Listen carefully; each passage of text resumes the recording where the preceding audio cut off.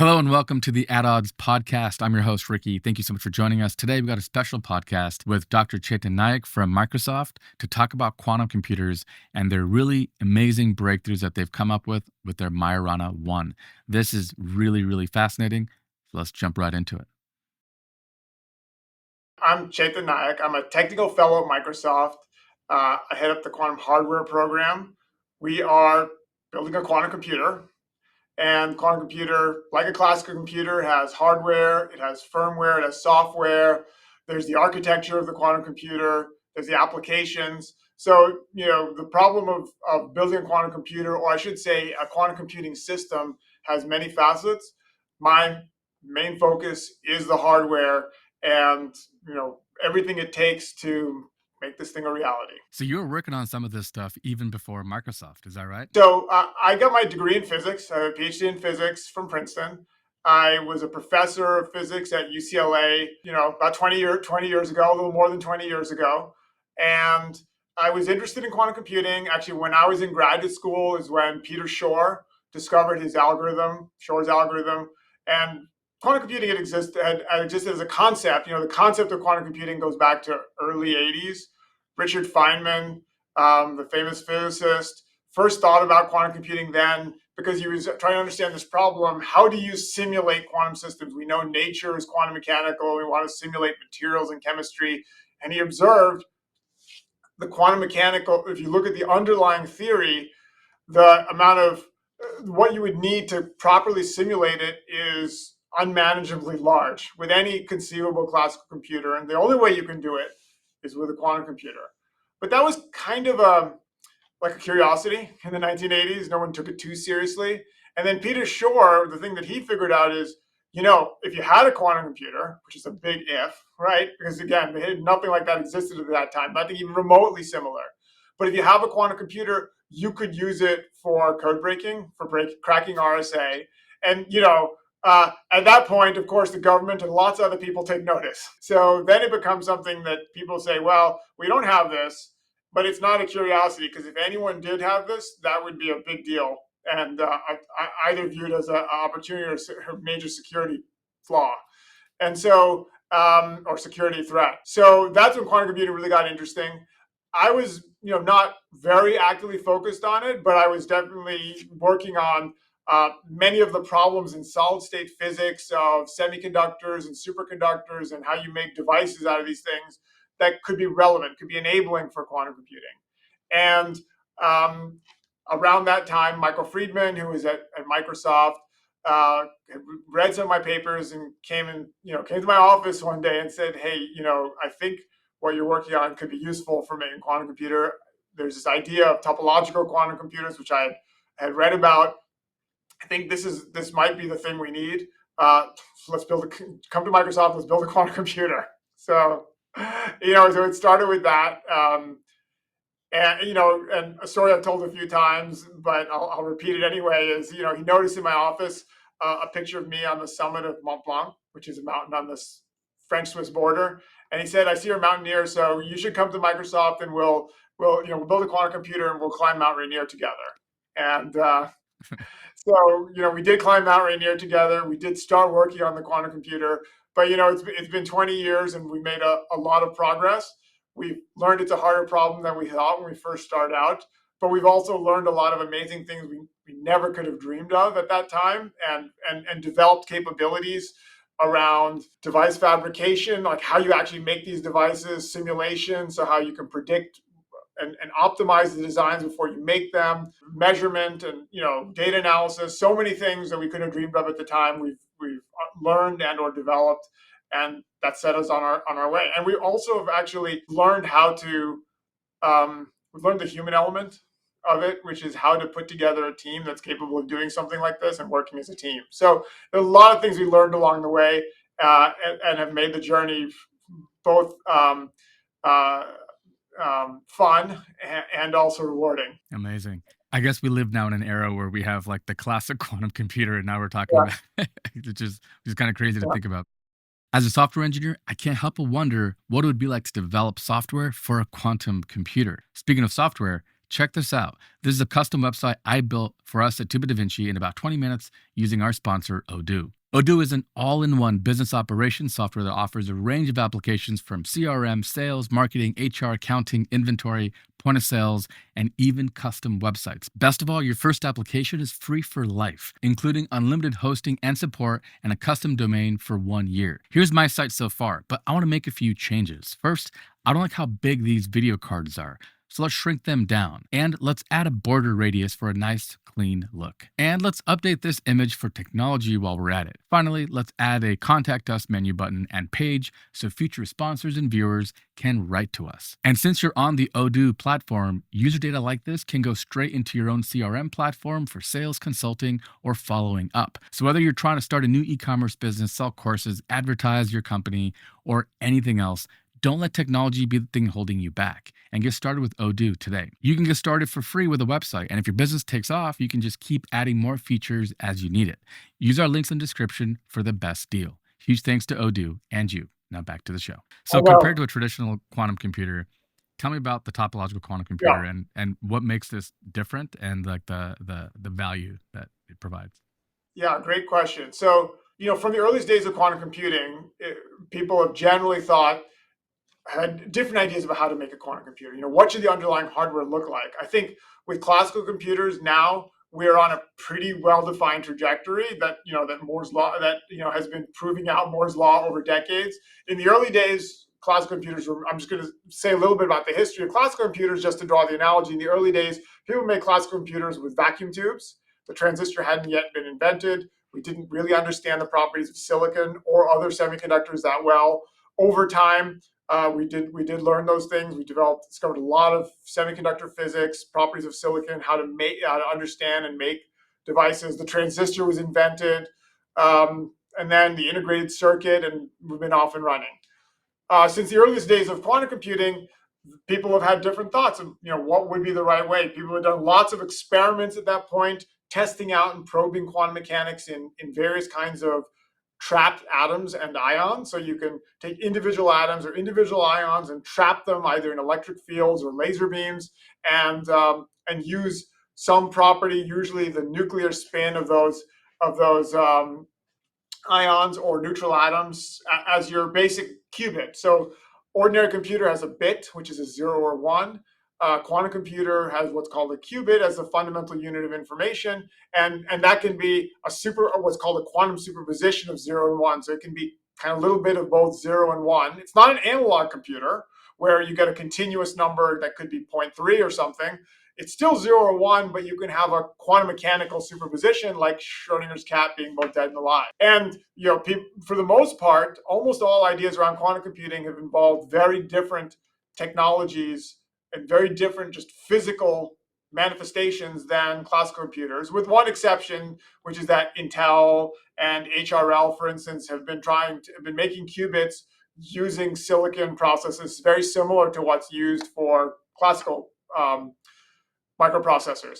But almost all the others involve either superconducting materials or trapped ions or neutral atoms. We took a different approach. Our approach was let's find a material that's just the right properties for quantum information. And for quantum information, for classical information, that turned out to be silicon transistors and integrated circuits. We moved away from vacuum tubes. And the fundamental property of quantum information that is so challenging is that it's very delicate. It's very, very delicate because not only do you not want your 0 to flip to a 1, but if you have one of these complicated superpositions of 0 and 1, you want it to be just the right kind of superposition. And so there's different kinds of error processes.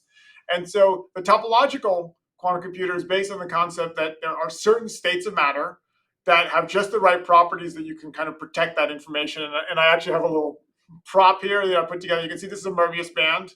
I just took a piece of tape and kind of twisted it and glued it together. And what you can see is I can stretch this, pull on it, do whatever, and actually the number of twists doesn't change, right? You can do a lot. So, and if you think about that, the analogy there is you have a quantum state that similarly has a twist in it like this, and the presence or absence of a twist, uh, you might perturb that quantum state in various ways. The environment, there might be electromagnetic radiation, but it doesn't actually spoil the information. So there's certain types of information. That's what topology is. This is an example of topology, which is the number of twists in this band. Topology is very robust against, by definition, almost as robust against very small perturbations. And so the idea is that you find quantum states that have this kind of property and encode information in basically these twists in quantum states. That's the topological. That's what a topological quantum computer does. And the catch is you have to find those states. You have to find a type of material that naturally wants to have states that have these kinds of properties in it, and that involves a lot of solid state physics and engineering, materials science and engineering to make those states of matter. Yeah. Tell us a little bit about Majorana and like what happened there, and nanowire and everything else that goes into the approach here. Yeah. So the idea is that you take the way we're going to make the right state of matter is actually by taking a hybrid material. Okay. You could take another approach. You might have said, let's just get one fell swoop, we find some material somewhere in the universe that just has the right properties, that naturally its ground state, that its lowest energy states are naturally have these kinds of twists in them that you can manipulate. We instead said, let's make a hybrid material. Let's take a semiconductor and a superconductor and form that hybrid by putting them together. And if you put them together in the right way, and the interface is clean enough, then it turns out the semiconductor kind of inherits some of the properties of the superconductor, and you end up with something that's more than the sum of its parts, that actually you get the best of both worlds, because the semiconductor has important properties, most of which have to do with how tunable it is. You apply electric fields, you can change the density, and that's how semiconductors get used for on-off switches, because you can change their number of carriers they have by applying fields.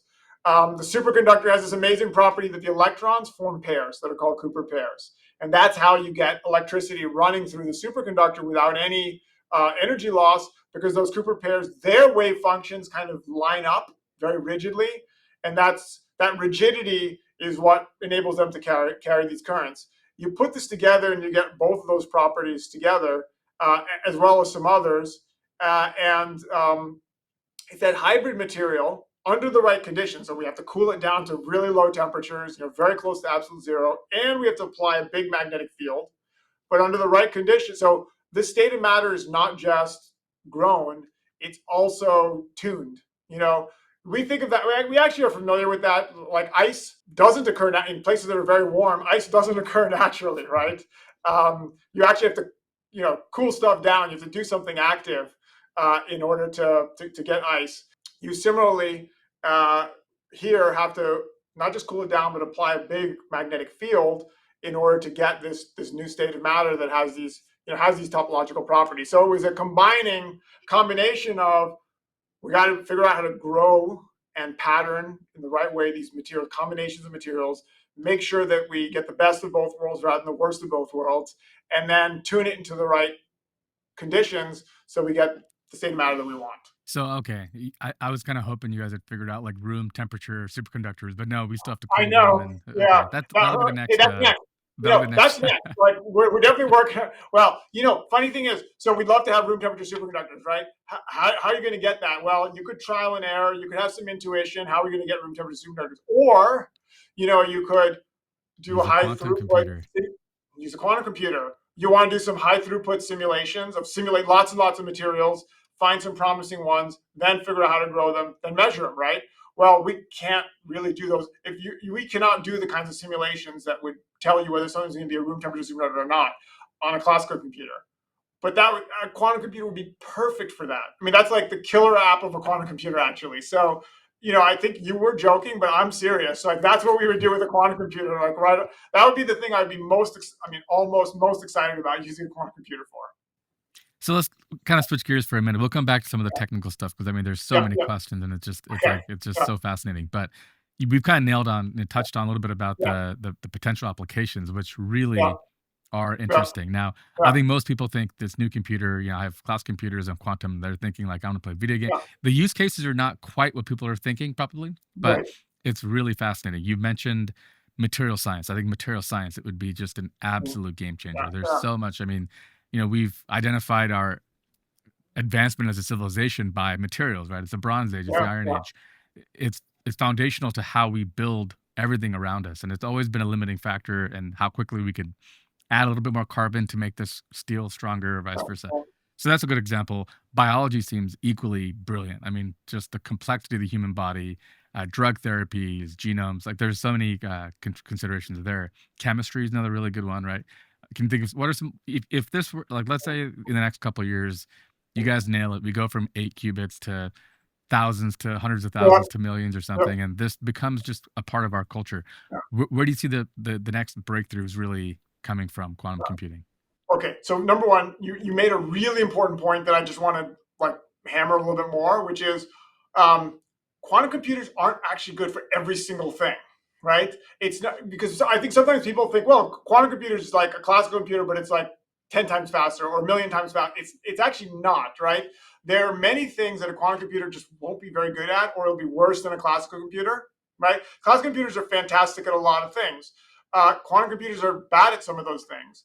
But there's some things that quantum computers are just amazing, and not amazing like 100 times faster, but amazing in classical computer would never solve it if you had the entire age of the universe to work on it, and a quantum computer can. And first and foremost among those is any simulating anything having to do with quantum mechanics. So, like you said, it's chemistry, it's materials, it's some aspects of biology. So, let me give you some examples. We would love to have some catalysts that could help with carbon capture right out of the atom. We know there's a lot of carbon in the atmosphere. If we have catalysts to capture carbon out of the, help us capture carbon out of the atmosphere without using up a lot of energy, because capturing gases actually takes and turning them through some chemical reaction into something that you can then bury in the ground or use for something else. That actually costs a lot of energy, right? So you want some catalyst that enables you to do this without spending a lot of energy, right? That seems like a big one to me, right? Um, Along those lines, nitrogen fixation. So again, we pull nitrogen. Most of the atmosphere, most of the air that we breathe is nitrogen, right? We pull that nitrogen out of the air and put it into fertilizers. It's really essential for growing the food that we eat. It's actually not a very efficient process. There are catalysts involved that help it, but it's a 100-year-old process. We've had improvements, but not major breakthroughs. It's a Haber-Bosch process, 100-year-old process. It's actually quite inefficient. It's very costly energy-wise, but we know like bacteria do it way more efficiently, but not Right. scalably, right? So that's not an answer either. Is not just have a lot more bacteria, but it does give us a hint that there might be better ways of doing this. And so if we find catalysts through simulation that can help us with nitrogen fixation, I think that's a really big deal because we do need to feed the planet, right? So Yeah. those are two big ones. Microplastics. We'd love to have things that can break down microplastics.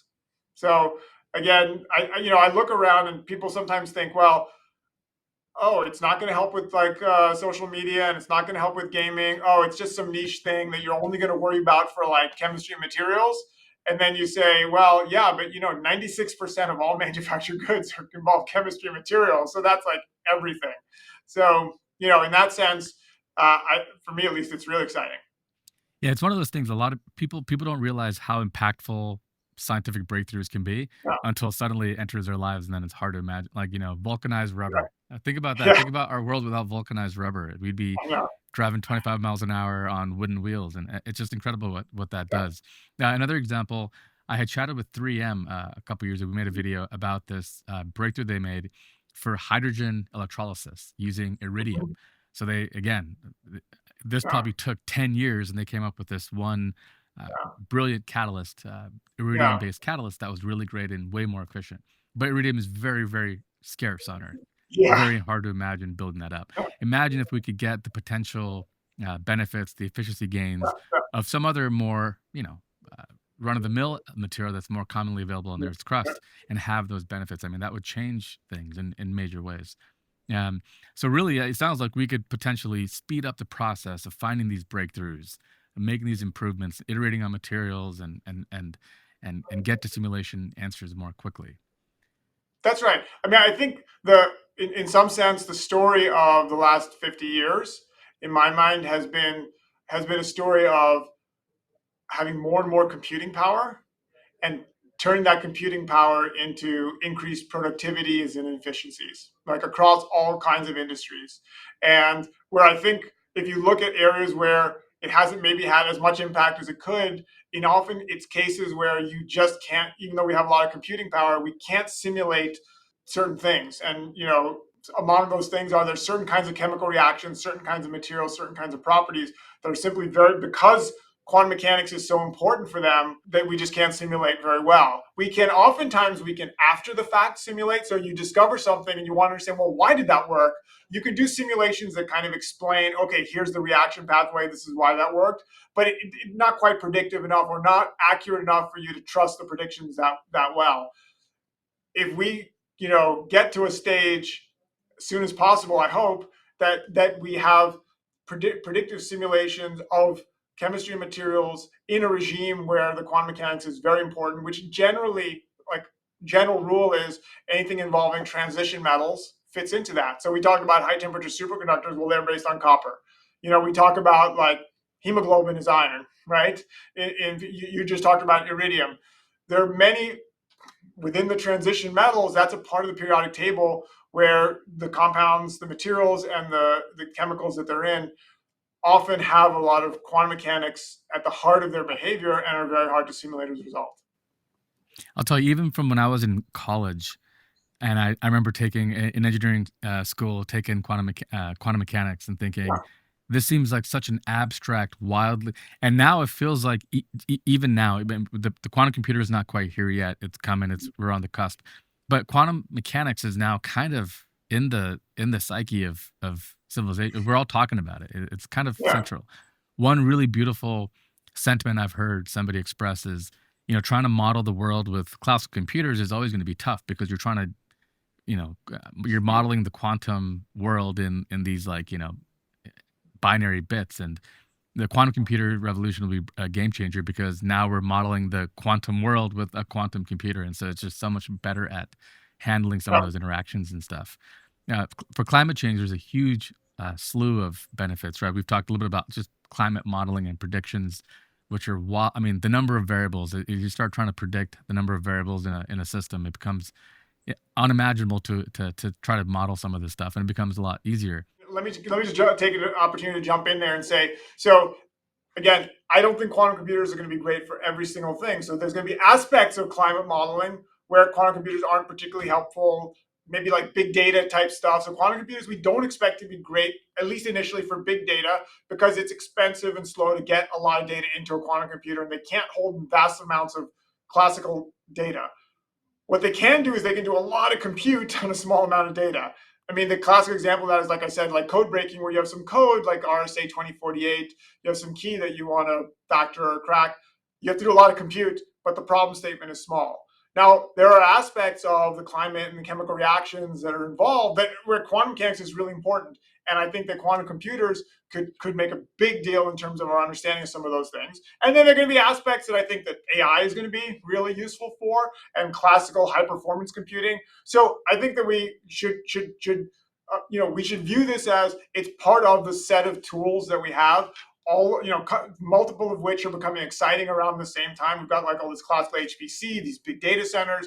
We've got AI and the ability of many of these models to generative AI to enable us to understand big data sets and make sense out of large data, and extrapolate from it. And then we've got quantum computing to help us understand things that we really just can't understand any other way, and which often are at the heart of like the really hard problems that we care about a lot. Yeah, so that's really well said. So Mariana 1 has 8 qubits, right? So what are and that's pretty incredible and remarkable. Now, as I'm sure you guys are hard at work on how do you make that 100? How do you make it 1,000? What is Yeah, the challenge there? Like, walk us through a little bit about the R&D that goes into scaling that number up from here. it's a great question because the world has gone through that with classical computing, right? And you might want to compare the history. Like, how does this compare to classical computing and all the steps you had to go through there? So if you think about classical computing, they went, the first transistor was this, point contact transistor, and then, bipolar junctions, bipolar transistor, and then eventually got to MOSFETs and, CMOS and so on, and the integrated circuits. So the path you'll take will depend on the particular technology you're looking at. So, there's things happening with ion traps and so on. I can only speak to our approach. So just to be clear, with Majorana 1 and the topological approach, I got to emphasize that there's lots of exciting stuff happening in this field with other approaches. And I think there's going to be, I should also mention photonic quantum computers, defects in silicon. So there are a number of really exciting technologies. I think it would be fantastic, and I wouldn't be surprised at all if multiple of these turn out to pan out and be useful for particular different applications. One or another might be more convenient at a given problem size, or might be less expensive for certain types of problems. What I know the best is the topological roadmap, and so there I can say, it's two main axes. One axis is just more qubits, more complexity, and as you increase the number of qubits, there's two things that really come into play, and I'll explain them.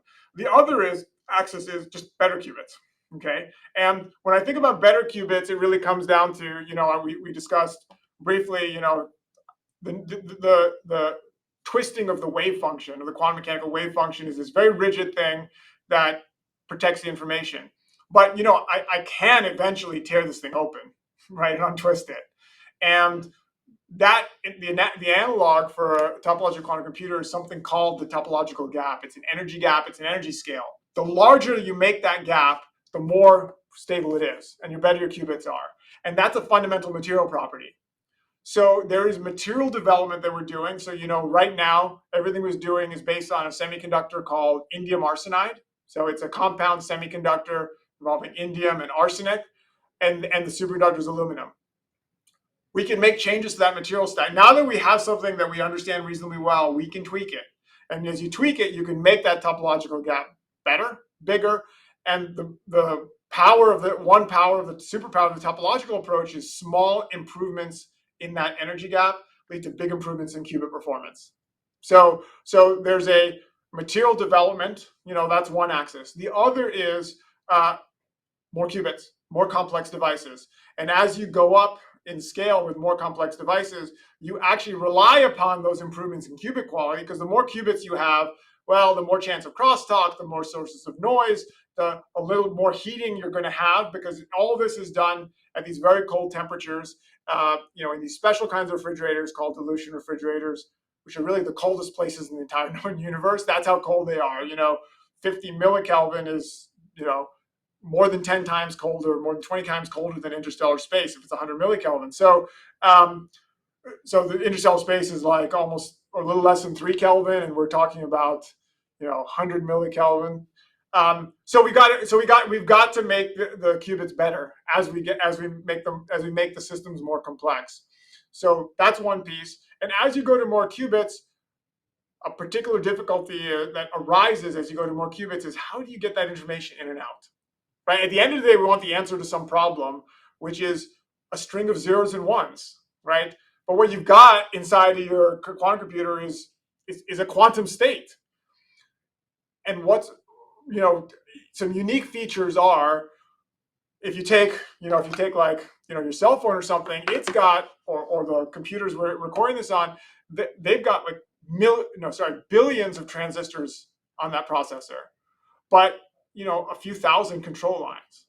So the number of lines in and out, the number of pins on that chip, is way smaller than the number of transistors. That's not true for a quantum computer. Every single qubit has to have a control line, basically. And so Interesting. So you have to figure out what you might say is an extremely complex. I'm going to say it in a way that makes it trivializes it, but you'll realize that I'm kind of joking. You have a very complex wiring problem to solve, right? How do I wire up 1 million qubits? Now, it's obviously not just a wiring problem. It's a fundamental problem of how I get this information in and out. Okay, the topological qubits, like the beauty of it is the kinds of operations I do are primarily from the beginning digital, right? It's if what I'm working with is number of twists, then the operations also are like twisting, untwisting, that kind of stuff is also very digital. So the benefit of that approach is that everything is done basically through a control that's highly digital. And because that's a serious problem you have to solve is how to get the information in, which is the information of what is the algorithm you're doing. But that brings along with it a whole bunch of challenges. And so a major part of scale up is as you scale up, your control system has got to scale with it in such a way that you can still preserve the coherence of your qubits and so on. So there's actually a lot of, I would say, classical electrical engineering and Right. circuit design, classical circuit design that has to keep pace with increasing the number of qubits. And then there's similarly the flip side, is you got to read all this information out. And so there's a digital signal processing that all this information that initially is analog and then has to become digital to come out. So and that then has knock-on problems associated with keeping the whole thing cold and shielded and so on. So there's a big system engineering problem you have to solve, which is to keep pace as you make these devices larger, keep pace with, of course, you have to have the yields being very high and so on, because you can't have broken qubits when you have, qubits that are sitting in, or you need to have very few of these broken qubits. If you have a transistor or something that's broke, one transistor is broken on your processor, there are lots of workarounds. There's many fewer workarounds, with qubits. So there's the challenges having to do with scaling up, or one for us at least is on the material side. Keep getting that topological gap larger and larger to make them better and better, and then there's a scaling problem. Wow, that was fantastic. Interesting. So yeah, even if we have a billion transistors, we don't actually need. There's a instruction set, and actually the outputs are limited in a way that's different. Than I had never thought about that. There's a lot of fan out and fan in, right? There's Yeah. like you can set a limit number of instructions, they can fan out on a classical processor, and you don't have that with qubits. Interesting. Wow. Okay. We've talked a little bit about the security ramifications of quantum computers, and I think I kind of understand it, and I'm sure you probably get this question more often. But do you have a good analogy or a way to kind of visualize or conceptually understand what it is about the qubit and like the quantum computer inherently that makes it able to, I mean, serially try, let's say, for example, you're trying to break a password or something like that. And to your point, if you have a classic computer, you're going to try 0001, and you're just going to try every permutation. It would take you longer than you have time on this universe, than over 5 billion years. What, in a simple way that like people could kind of visualize themselves, what is it about the quantum computer that is able to do that so easily? Okay, I'll try. It's going to be a little technical, but I'll give it a try. Okay? No, that's fine. Okay. Well, okay, but it requires a bunch of steps, so I'm just giving you fair warning. So, first of all, if you think about RSA, for instance, the basic operating principle is that it's really hard to factor big numbers. So if I take like two prime numbers, 3 and 7, and if I give you 3 and 7, it's easy to multiply them together and figure out the 21. If I gave you 21, it's actually a little bit harder to figure out that 3 and 7 are the prime factors. Okay. Now, with 21, you can exhaustively try and you'll get there. But with, if I give you a very large number, it's not that easy to find. I mean, obviously, if it's even, you'll say, oh, two divides it. But if I give you a very large number and it's not divisible by 2, 3, 5, 7, some easy ones, it's hard to find factors of it, right? So RSA is based on the idea that you can publicly give everyone your public key, which is the product of those two numbers, and they can use that to encrypt information. And I alone know what the two factors are, that multiply together to give that, which I need to decrypt the information. So it's sort of almost a one-way street, right? And so then you have to say, well, how do I figure out, factors of these numbers? And it turns out that prime numbers have these amazing properties having to do with periodicities, because as you take prime numbers, you take numbers and you take them to higher powers and so on, the remainders end up satisfying kind of a periodicity process. Okay, as I look at prime numbers and take them to higher powers and multiply them together. So it comes down then to I've got some function. I know it's got some periodicity. I need to figure out what the periodicity of it is. Okay, that's, among other things, you use Fourier transforms to figure stuff out like that. Okay, but in this case, it's discrete because it's not some continuous, but it's some kind of periodicity having to do with multiplying prime numbers together. Okay, so under those circumstances, quantum computers turns out are really good at finding periodicities. Not necessarily giving you the full Fourier transform, but finding some underlying periodicities. Quantum computers are really good at. And so it's the ability to find underlying periodic structure inside of some discrete data, like a string of numbers that you get out of multiplying stuff together, is a superpower of quantum computers. Okay, so that's part one. Okay. Okay, which is some basic. I mean, another way of saying it, there's some basic number theory having to do with prime numbers and multiplying them together, and it turns out that it's hard to do in one direction and easy to do in the other direction. That enables you to encrypt information and hard to decrypt if you don't sort of know the key. Then I gave you a statement: quantum computers are good at this. Now, why are quantum computers good at this? Well, this comes down to something called superposition, which you alluded to with like trying all these different things. So, Richard Feynman used to say, the key to understanding quantum mechanics is if you understand the two-slit experiment, then you understand quantum mechanics. Now, he also said, well, but don't worry, nobody understands it. So Yeah, fair I remember warning that on part. that one. Yeah, fair warning on that one. But anyway, so maybe we don't understand it, but we made peace with it. So the idea is you have a screen, it's got two slits in it. You shine coherent light like from a laser. And if one slit is shut, you just see, you see some pattern. It's most intense in the middle, and then the intensity falls off to the side. There's actually some oscillation, some ripples in it, depending on the size of the slit. But if you make the slit narrow enough, you just see some kind of, fairly smooth pattern.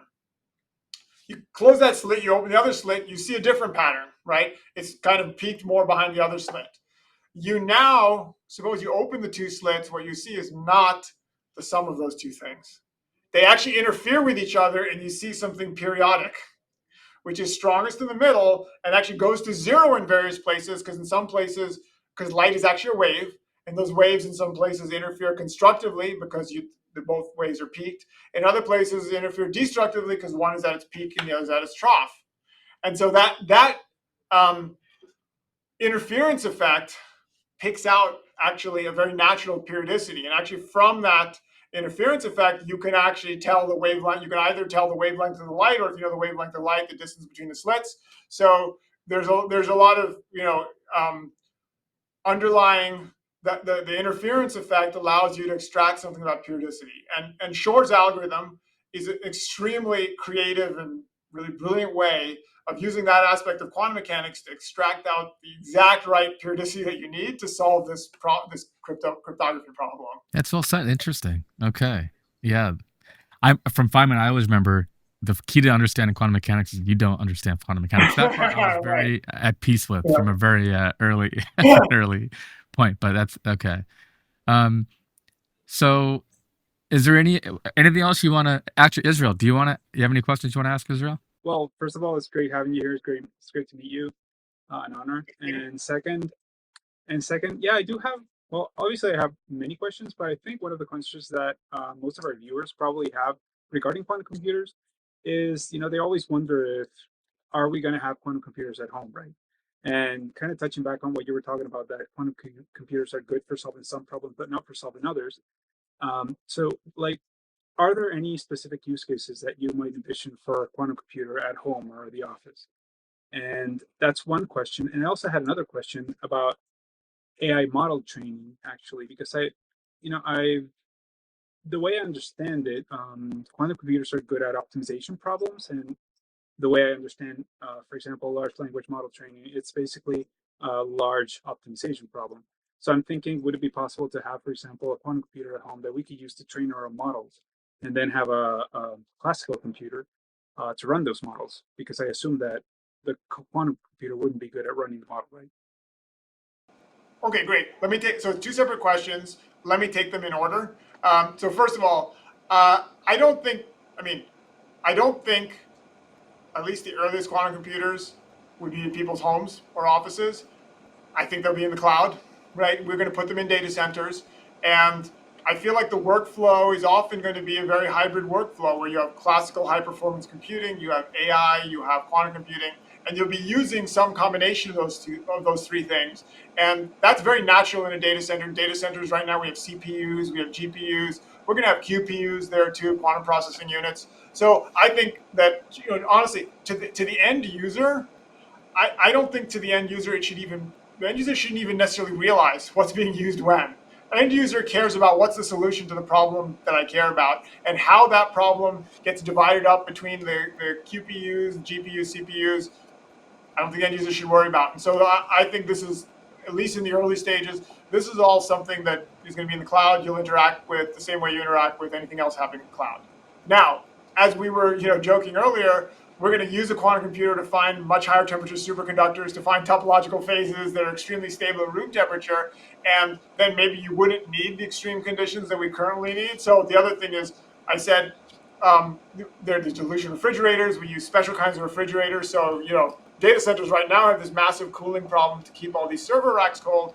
A quantum computer, like once you put those in a data center, it's even more complicated cryogenics because it involves liquid helium and cooling down to these millikelvin temperatures. So that, again, is definitely something you want in a special facility.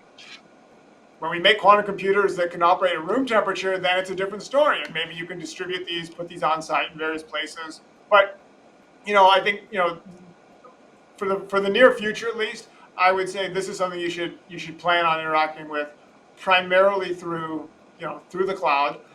We are, on the other hand, doing deployments, across the industry. There are deployments of quantum computers on site to various companies and research institutes, and I think that is particularly important in this stage because researchers, graduate students, and so on, even college students, it's really helpful to be able to run these things backwards and forwards and goose them every which way and really treat them as a research tool and play around with them. And that's really helpful when it's on site. But again, these are research institutes and universities or R&D departments of big companies where they can maintain these the special conditions that you need to run quantum computers. So that's your first question. I hope that answers it. We can follow up if not. Then to your second question, I think that one of the exciting directions. So quantum computers, again, I don't think in the early stages are going to be great for big data. So, these AI models like large language models that have billions or tens of billions of parameters in them, that's big data. That's hard to even formulate and get a problem like that into a quantum computer. Okay. On the other hand, you could use a quantum computer to generate, what's often called synthetic training data. So if you want to train your AI model to solve quantum problems, you need high quality data that's generated where you really understand, what that data is. And so, particularly if you have like labeled training data, you want to have that, and you can use a quantum computer to generate that data. So I think a quantum computer as a way to generate synthetic training data for AI models that are useful for science and engineering, that to me seems, like a really exciting application, and a very natural place where quantum computing and AI come together. Absolutely, I completely agree. And just one very quick question. Sorry, Ricky. It's just something that I have on my mind. From your perspective, how important are true random numbers? Because I think that's one of the applications for quantum computers, that they can actually generate true random numbers. Well, true random numbers are actually useful for one-time pads, for encoding information. So if you have a good random number, then a great way to send information is if if both sides have that pad, you can just encode it with that truly random number. If there happens to be some underlying structure, then it is not provably secure. So that's one potential application, I think, and of course you could use a quantum communication channel to distribute that, because there are ways through quantum communication channels that in principle are provably secure that you can use to send things like that. And so you want to link up data centers, maybe you send those one-time pads, those keys between data centers over a quantum communication channel, as an example. There are also many simulations that we run, okay, which it really is important that it be random. I mean, to take another example, it is actually relatively important that the roulette wheel lands on a random number, right? Otherwise, the house might lose a lot of money if it's not quite random. So, you could imagine quantum computers give you good random numbers for things like that. But on a more serious note, there are lots of simulations we run where we do require either random seeds or actually like a steady supply of random numbers. And if it's not quite random, then actually it does throw off, the results of your simulation. So there are a number of potential applications of truly random numbers. I think there's lots of other applications of a quantum computer. Like I said, as we discussed earlier, 96% of all, manufactured goods rely on materials and chemistry. So that's much less niche than provably random numbers. Yeah. I love the random number question is interesting because I don't think people realize how hard that is for a classical computer to do. In fact, it's if you hit that generate button enough, you'll find the pattern. It's just a matter of time. It kind of breaks down for me. That was one of those moments when you realize that people are so good at things and the computer is not, or vice versa. And quantum is another level to that. It's like another layer of the onion that you could look at and say, wow, that's such an easy. Like my boys, my sons could give you random numbers all day, and you'll never crack it. Like they could do that day and night. But this is it's a great way to look at, and I love what you said about the toolkit, right? This is another tool in the toolkit. Right now we have CPUs and GPUs. Obviously GPUs are much better for matrix math and some of the AI stuff. And then we'll have QPUs, and as a user you might just log into Azure or something and just say, I need to run this kind of a model or this kind of simulation. I hope it's Azure. Yeah, I hope it's Azure.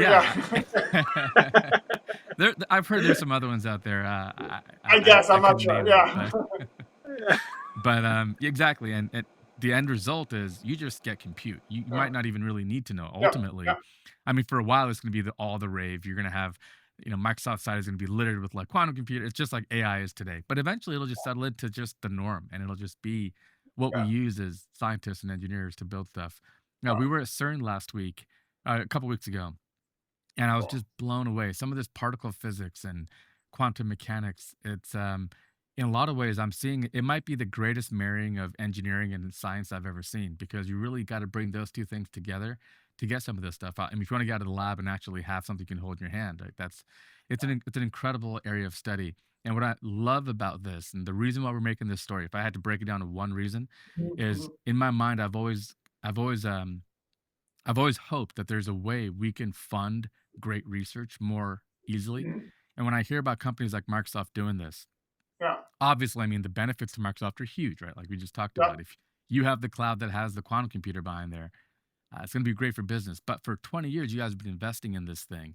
And it's really important, I think, going forward when companies do that. It's one of those key ways. Companies that, have a high level of success and wisdom can go and recruit people like you to work on these problems. I think that's kind of what's always been missing, because public funding is so hit or miss. It's the next administration. It's cut. It's very difficult. And it's always what scientists have always told me. The hardest part is just getting the funding to keep doing my research. So what Microsoft is doing here is hopefully the business model of what you do. Like when you get to a certain level, yes, you dividend buybacks and there's other financial things that you do. But one of the things that you should really do is push the envelope. And it's an amazing part of the Microsoft story that I find freaking fascinating. And I hope it's kind of the beginning of a new paradigm of how we do it. Thank you very much. I think I thought about that a lot too. And, if you think about like why we as a society, or how did we as a civilization end up with the idea of a corporation? Well, I think we ended up with a corporation because we want there to exist something that that makes a profit by solving problems that are important to humanity. Yes. Right? Yes. Right? I mean, that's the whole goal, is that solving problems that humanity relies on in a way that turns a profit. And I think maybe in some ways the extreme case of that is the hyperscalers like Microsoft, which are unique in human history, more or less, and really have the ability to do that. Yeah, amazing. We're probably right about an hour. Thank you so much for your time. It was incredibly enlightening, and I know And you're oh, busy. sorry, So but if I could just add like one more little coda sure, to what I just said, absolutely. which is just it's the 50th anniversary of Microsoft.